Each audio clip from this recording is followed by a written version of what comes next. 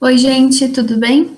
Bem-vindos, então, ao segundo vídeo do Sânia Dúvida de Hidrologia Ambiental, para P1. Nesse vídeo eu vou falar sobre bacias hidrográficas, então vou passar um pouco sobre conceitos envolvendo bacias hidrográficas e também sobre a caracterização das bacias. Então, a primeira pergunta que a gente tem que responder é: o que é uma bacia hidrográfica? E a definição apresentada em aula, e eu sempre vou me basear nas definições apresentadas em aula, é a seguinte: uma bacia hidrográfica é, então, primeira palavra-chave, uma determinada área de terreno que, segunda palavra-chave, drena, ou seja, drenagem, de água, partículas de solo e material dissolvido para, terceira palavra-chave, para um ponto de saída comum, situado ao longo de um rio, riacho ou ribeirão. Então, aqui eu trouxe uma imagem da bacia do Córrego Jaguaré, que fica do lado da Poli, acho que todo mundo ou conhece ou já ouviu falar, porque os professores sempre falam nas disciplinas sobre o Córrego Jaguaré, e eu vou tentar ilustrar mais ou menos essas palavras-chave que eu falei para vocês da definição de bacia hidrográfica. Então, a primeira coisa que a gente consegue ver aqui é que bacia hidrográfica é, de fato, uma área do terreno. Então, como vocês podem ver, em verde a gente tem a delimitação dessa área. Então, tudo que está para dentro dessa delimitação é a área que corresponde à bacia hidrográfica. E o que a bacia hidrográfica faz mesmo? Ela drena a água, partículas de solo, material dissolvido, para um ponto em comum. Então, como que ela drena? Por meio de corpos hídricos. Então, aqui a gente consegue ver rios e córregos. Nessa bacia, a gente tem rios e córregos a céu aberto, mas também rios e córregos subterrâneos, né, enterrados, o que é muito comum na cidade de São Paulo. Então, a bacia é uma área que drena água e, enfim, material particulado, tudo mais, material dissolvido, desculpa, para um ponto em comum. Como que é chamado esse ponto em comum, que eu circulei de roxo aqui? Ele é chamado, na hidrologia, de exutório. Então, como vocês podem perceber, existe um vocabulário aí da hidrologia que a gente tem que conhecer e se familiarizar. Então, esse ponto de saída em comum a gente chama de exutório. E a escolha do exutório é justamente o que vai definir qual é a área da bacia hidrográfica. Então, a partir da escolha de um ponto de saída que eu tenho interesse, eu consigo definir qual é a área do terreno que contribui para esse ponto. E, em verde, como eu falei, esse contorno que delimita a área é o que a gente chama, outro vocabulário, de divisor de águas. Então, falando um pouco mais sobre a escolha do exutório, né? A escolha desse ponto de saída que a gente vai analisar para poder delimitar a bacia. E se, por exemplo, eu tivesse escolhido um ponto aqui, ó, eu acho que vocês conseguem ver o meu cursor, né? Se eu escolhesse um ponto mais ou menos aqui, eu não poderia dizer que esse córrego aqui contribui para esse ponto. Também não poderia dizer que esse córrego aqui e todos esses outros aqui contribuem para esse ponto, certo? Porque a água daqui, ela vem para cá e depois ela caminha para esse ponto de exutório aqui, que cai lá no Rio Pinheiros. Então, se eu escolhesse, por exemplo, como exutório esse ponto, o que eu teria? Eu teria uma outra bacia hidrográfica, que teria um contorno mais ou menos assim. Claro que isso aqui eu estou fazendo no olhômetro, depois eu vou comentar direito como que se faz a delimitação de bacias. E isso introduz justamente o conceito de subbacias. Então, essa outra imagem aqui, ela também mostra a bacia do Córrego Jaguaré, mas a bacia do Córrego Jaguaré é dividida nas suas subbacias. Então, aquilo que eu estava mostrando seria o equivalente a essa bacia JE12. E aí, o que é interessante aqui? O que é interessante é que a gente pode fazer infinitas subdivisões, porque, como eu falei, a delimitação da bacia vai depender do ponto de exutório, certo? Então, aqui uma outra imagem, essa que eu peguei da aula mesmo, está mostrando que nesse ponto A aqui, se eu considerar esse ponto A como meu exutório, eu tenho essa bacia hidrográfica aqui, certo? Esse contorno aqui, esse divisor de águas, que seria o contorno, contribui, delimita qual é a área do terreno que contribui para esse ponto A. Mas se, por exemplo, meu interesse fosse saber qual é a área que contribui para esse outro exutório aqui, ponto B, a delimitação seria diferente, certo? Porque esse córrego aqui, ele não contribui para o ponto B. Então, esse é o conceito de subbacias, que também é muito importante. Como eu falei, são infinitas as subdivisões. E agora, falando um pouco sobre dizer que bacia hidrográfica é uma determinada área. Tá bom, é uma determinada área, mas a grande pergunta é, como que eu defino essa área? Ou seja, como eu faço a delimitação dessa área que corresponde à bacia hidrográfica? Então, eu vou entrar justamente na explicação de como isso é feito. A delimitação de bacias hidrográficas é feita pela topografia do terreno. Por quê? Voltando naquela imagem lá, aqui. O que esse contorno significa? Significa que se cai uma gota de chuva aqui um pouquinho para a direita, ela escoa para lá. Agora, se ela cai um pouquinho para dentro, que seja, ela vai, de alguma forma, chegar nesse ponto A. Certo? Então, a topografia é quem vai me indicar onde fica esse divisor de águas. Porque quando a gente tem elevações do terreno, essas elevações nos auxiliam a entender qual parcela vai para um lado ou para outro, certo? Então, a delimitação é a partir da topografia e ela define o divisor de águas. Então, nessa imagem, acho que vai ficar mais claro que eu estava falando sobre a elevação do terreno. Por exemplo, aqui a gente tem os divisores topográficos da nossa bacia do rio Y. Então, como a gente tem aqui um morro, um ponto alto, a gente sabe que o que cai um pouquinho para a esquerda, escoa para cá. O que cai um pouquinho para a direita, escoa para cá. Então, esse é o nosso divisor topográfico, que vai definir o divisor de águas, que vai ser uma linha contínua, que vai definir justamente a bacia, ou seja, a área do terreno que contribui para um escoamento aqui nesse rio Y, e, consequentemente, para um ponto final, que seria o exutório. E aqui, na verdade, esse slide, a grande questão que ele traz é que nem sempre o divisor topográfico coincide com o divisor freático, que seria o divisor das bacias, mas pela água subterrânea. Então, fazer a delimitação de bacias pelo divisor topográfico pode, às vezes, gerar erros. Então, aqui, por exemplo, como a gente tem esse topo aqui e esse aqui, eles são os nossos divisores topográficos. Mas a água subterrânea, ela tem um outro comportamento aqui nesse caso. Então, como vocês podem ver, o divisor freático, ele não coincide com o topográfico.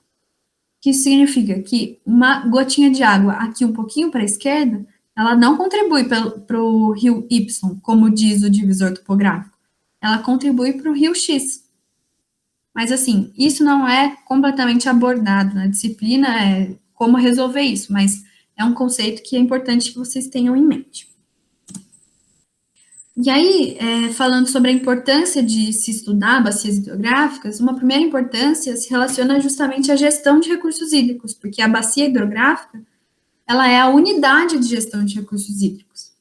E um grande desafio relacionado a isso diz respeito à diferença entre as divisões territoriais, então as divisões entre municípios, estados e às vezes até países, e as divisões de bacias, que seriam as divisões naturais, né? Então, o que acontece? Muitas vezes, uma mesma bacia, ela está localizada em mais de um município, e isso dificulta muito a gestão da bacia e, consequentemente, a gestão dos recursos hídricos, já que a bacia é a unidade. Porque ela depende de decisões políticas de mais de um município, certo? Então, esse é um grande desafio da gestão de recursos hídricos. Agora, eu vou passar para a parte de características físicas. Então, um primeiro comentário que eu quero fazer aqui vai um pouco na linha do que eu falei também no primeiro vídeo sobre o uso de modelos matemáticos. O que é caracterizar uma bacia hidrográfica? É traduzir, às vezes, né? Nem sempre, existem caracterizações também qualitativas, mas em grande parte é traduzir para uma linguagem matemática, ou seja, traduzir para números aquilo que a gente observa na vida real, na realidade. Só um comentário antes. Então, é importante que a gente entenda também que quando a gente usa esse tipo de coisa, existem incertezas, mas pelo menos é uma tentativa de racionalizar aquilo que a gente observa sobre bacias hidrográficas e traduzir isso para números. Isso eu acho muito interessante. Inclusive, eu acho que o curso de engenharia ambiental tem muito disso. A gente olha para a realidade e a gente tenta compreender e traduzir essa realidade. É diferente de algumas outras engenharias, e claro que isso existe também na engenharia ambiental, mas algumas outras engenharias, elas são muito mais voltadas a criar coisas que não existem, fabricar coisas, projetar coisas, projetar máquinas, enfim. E o que eu acho interessante da engenharia ambiental é essa nossa tentativa de olhar para aquilo que já existe, independente da nossa própria existência. É claro que a nossa existência afeta muito o meio em que a gente vive, mas se a gente existir ou não, aquilo vai continuar existindo. Então, a gente olha para a natureza, e, enfim, para o meio em que a gente está inserido, e observa e tenta explicar aquilo que a gente vê. Eu acho isso muito interessante. Essa é uma digressão aí, né? Então, por que é importante caracterizar as bacias hidrográficas? Primeiramente, caracterizar as bacias hidrográficas permite que a gente compare bacias. Porque quando a gente transforma em números, ou quando a gente racionaliza aquilo que a gente está observando, a gente consegue comparar de uma forma lógica bacias diferentes. E isso é uma das importâncias da caracterização. Além disso, a gente pode transferir dados entre bacias, ou seja, se a gente já conhece alguma coisa sobre uma bacia, se a gente tem outra bacia com características semelhantes, às vezes a gente consegue extrapolar algumas conclusões de uma para outra. E, por fim, permite também projetar cenários futuros. Então, a primeira forma de caracterização da bacia é a área. Existem diversas formas de se medir a área da bacia. Então, eu coloquei aqui coordenadas, por exemplo, dos vértices de um polígono que a gente usa para representar o contorno da bacia. A gente pode compor figuras geométricas, como muitos de vocês fizeram no exercício de bacias hidrográficas, no exercício de delimitação de bacia. A gente pode, hoje, de uma forma mais tecnológica, né, usar softwares. Então, aqui, por exemplo, eu trouxe o QGIS. O QGIS é um ótimo software em que a gente pode muito bem trabalhar com bacias hidrográficas. E é claro que, assim, usando modelos, voltando nisso de novo, vocês vão ver que eu falo muito disso, mas é que eu realmente acho que é muito importante a gente entender que estamos trabalhando com modelos. Usando softwares ou, enfim, composição de figuras geométricas e tudo mais, para calcular a área de uma bacia, é claro que existem incertezas, né? A gente nunca vai conseguir calcular o valor totalmente exato. E por que é importante ter conhecimento sobre a área da bacia? Porque conhecer a área da bacia orienta a escolha de modelos mais adequados. Então, voltando a falar de modelos. Quando a gente quer, por exemplo, calcular qual é a vazão, ou seja, qual é o escoamento superficial gerado por um evento de chuva em uma bacia, existem diversos modelos que nos fornecem esse cálculo. Alguns modelos são mais usados para bacias pequenas, então existe um certo equacionamento que representa a vazão gerada por um evento de precipitação para bacias pequenas. Agora, quando a gente está trabalhando com bacias maiores, esse modelo para bacias pequenas acaba não sendo completamente adequado. E a área da bacia é um dos bons indicadores de qual modelo a gente vai usar.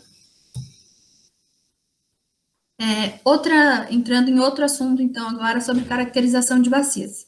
Uma outra caracterização importante é em relação à forma da bacia, e aí existem basicamente dois fatores. O primeiro deles é o fator de compacidade. O fator de compacidade nos diz: ele mostra a relação entre o perímetro da bacia e um círculo, e o perímetro, né, de um círculo de mesma área da bacia. Então, aqui no cálculo, a gente tem o perímetro da bacia e o perímetro de uma circunferência de mesma área. Trabalhando um pouco, né, manipulando algebricamente um pouco essa razão aqui, a gente chega em 0,28 vezes perímetro dividido pela raiz da área.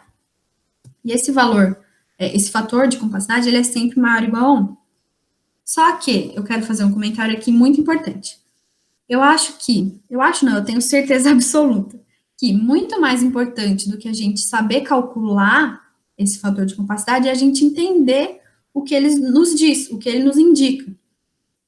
Não só pelo fator, enfim, da aprendizagem, claro que é muito importante, até porque, assim, fazer conta, qualquer software faz. Mas somos nós, engenheiros, que vamos ter que, depois do software fazer os cálculos, interpretar os resultados de forma crítica.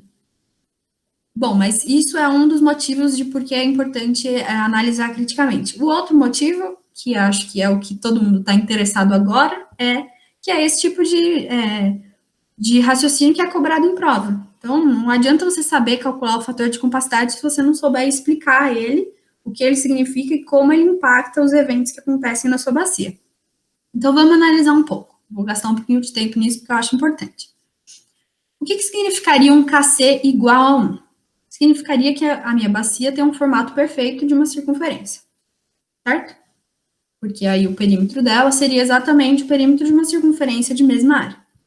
Então, quanto mais próximo de 1, mais próximo de um círculo se assemelha à minha bacia. Está a minha bacia. Então, quanto maior o KC, mais distante de um círculo é a minha bacia, certo? Mais próximo de 1, mais se assemelha a um círculo. Mais distante de 1, menos se assemelha a um círculo. E quanto maior for o KC, ou seja, quanto menos circular for a minha bacia, menor vai ser a tendência de produção de enchentes rápidas e com alta vazão de pico. E é claro que essa análise ela tem que ser feita mantidas as outras características constantes, certo? Porque todas as características vão influenciar na produção de enchentes e vazão de pico. Segunda característica em relação à forma da bacia seria o fator de forma, que é a largura média dividida pelo comprimento axial da bacia. O que é o comprimento axial? O comprimento axial não é a mesma coisa que o comprimento do rio principal. O comprimento axial é a distância entre o exutório da bacia, aquele ponto de saída em comum, e o ponto mais distante do exutório. E, aproveitando para falar, o que seria o rio principal? O rio principal é o rio que me dá o maior comprimento de todos. Então, eu analiso lá, a partir do exutório, eu vou vendo qual que é a sequência que me dá o maior comprimento. O maior comprimento de todos vai ser o rio principal. Então, analisando um pouco mais o fator de forma. Como eu falei, ele é a largura média dividida pelo comprimento axial. Como a largura aqui, a gente está falando de uma largura média, eu posso simplesmente dividir a área pela outra dimensão, que seria o comprimento. Aí eu tenho a largura média. Então, no fim, seria a expressão a área dividida pelo comprimento axial ao quadrado.